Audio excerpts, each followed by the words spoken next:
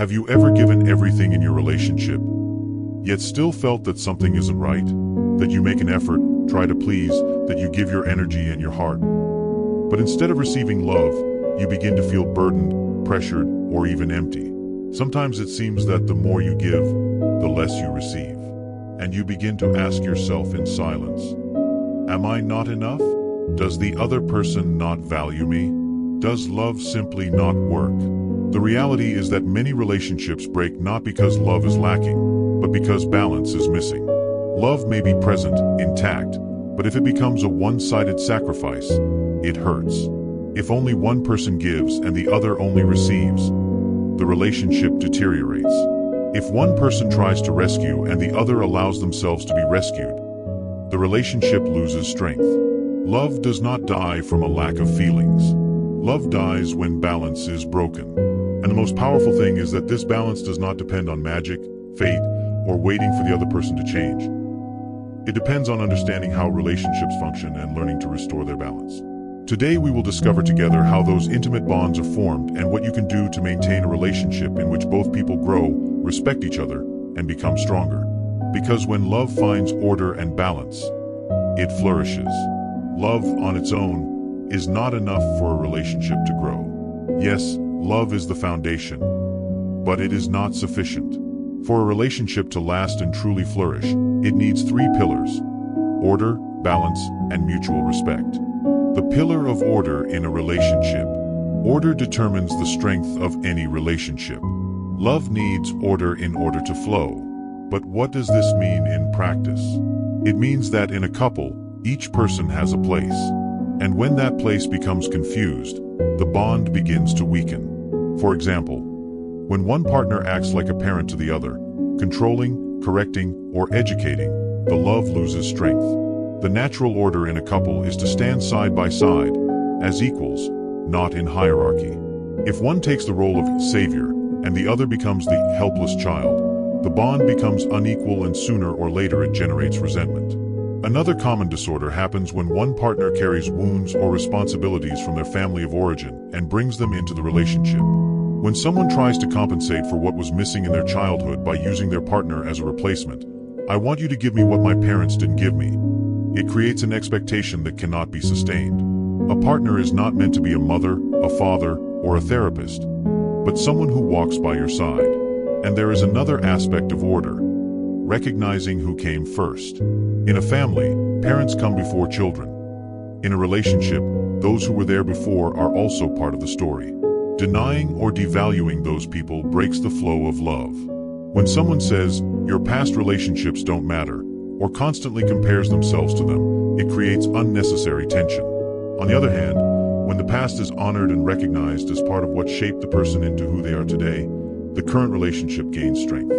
In short, order in a couple means that each person is in their rightful place, as an adult, as an equal, acknowledging what belongs to them and letting go of what does not.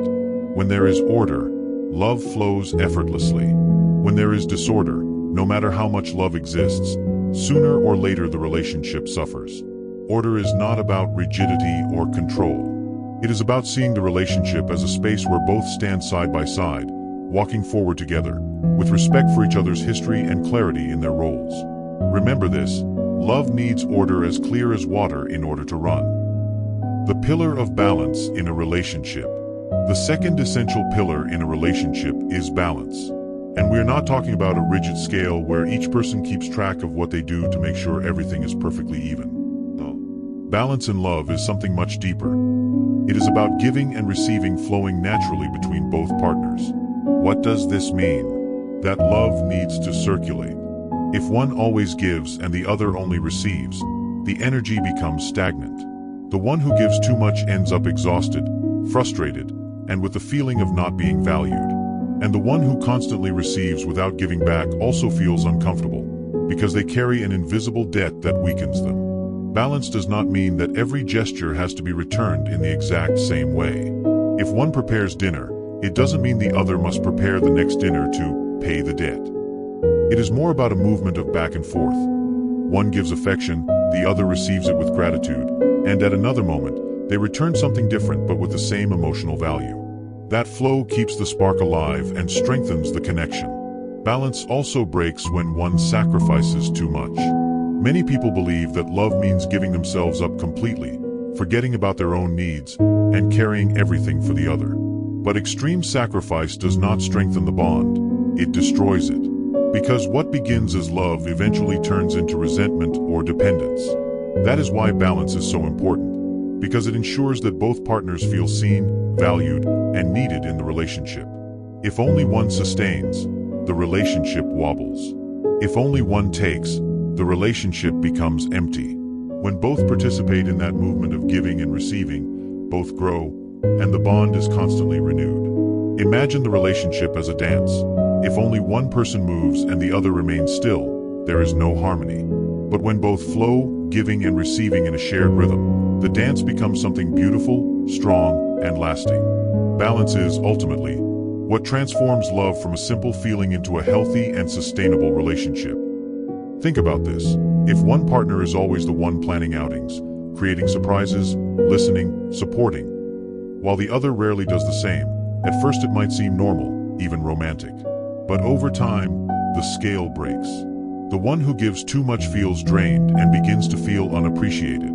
The one who only receives also becomes weary, because they begin to carry that invisible debt. Balance is not about doing the same things in the same measure. It is about keeping a natural flow. I give because I love, and I receive because I allow myself to be loved. Think of it as a scale. If one is constantly giving and the other only receiving, that scale breaks.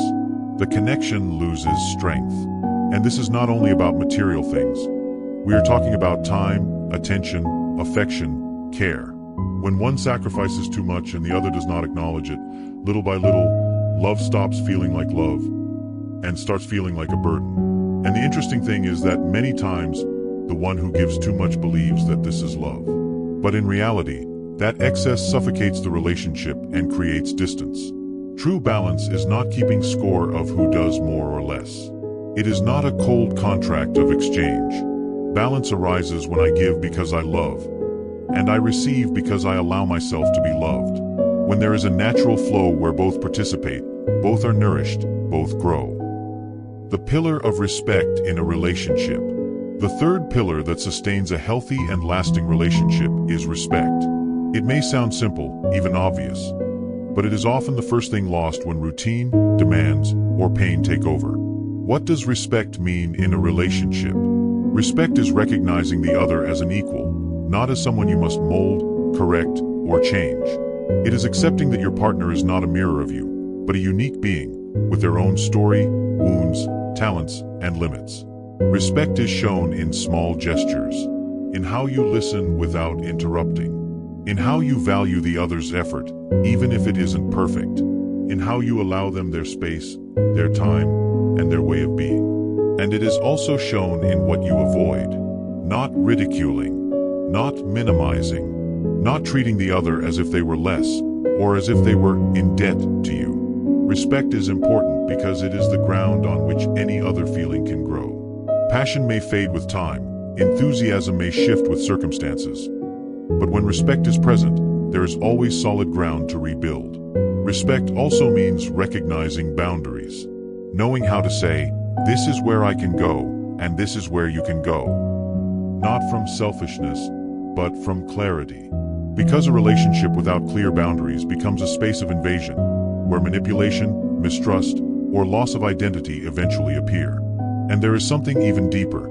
Respect also means honoring the history your partner carries with them, honoring their family, their past experiences, their choices.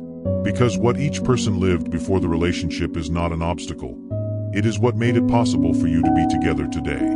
In summary, respect is the air love needs to breathe. When respect is missing, no matter how much love there is, the relationship deteriorates. When respect is present, even in the midst of conflict, there is always a path to find each other again. Remember, love may light the flame, but only respect keeps the fire alive. Think about this. How many arguments begin with phrases like, it's your fault, or if you changed, everything would be fine?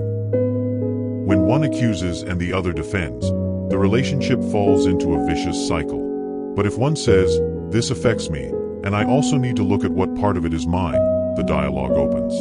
For example, if you always argue because one arrives late, perhaps the responsibility of the one who is late is to organize better, and the responsibility of the other is to learn how to set clear boundaries without building resentment. That small shift turns the relationship into a space of growth, not a battlefield of blame.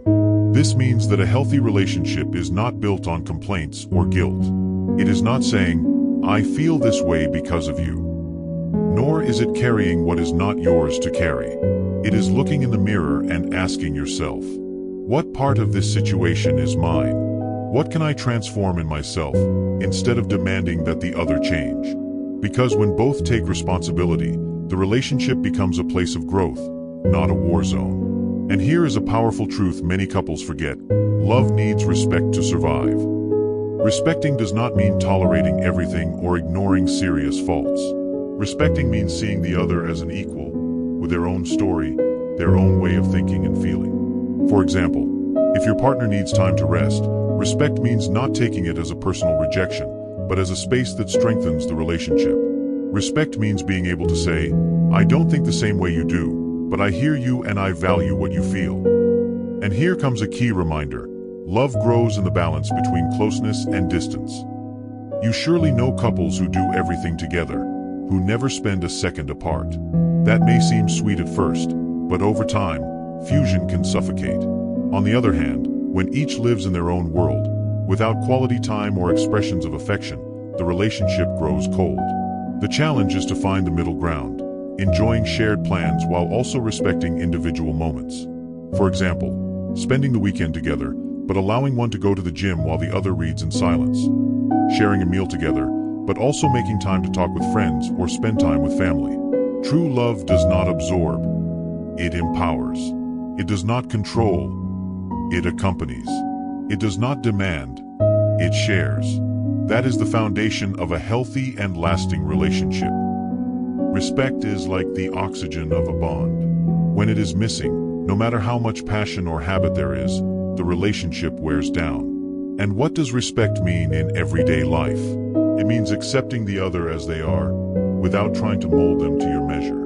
It means recognizing their story, their limits, their choices. It means being able to say, "You are different from me, and I still choose you." And here comes a key reminder: love grows in the balance between closeness and distance. Because yes, too much attachment, too much fusion, can suffocate. But too much distance, too much indifference, cools the bond. The real challenge is learning to be together without losing yourself. To share, laugh, cry, and dream as a couple, while also keeping your own space, your essence, and your individuality. The strongest love is not the one that absorbs the other, but the one that inspires them to become more of who they truly are. As we walk together through these three pillars, order, balance, and respect, we can clearly see that they are not distant theories or impossible ideals.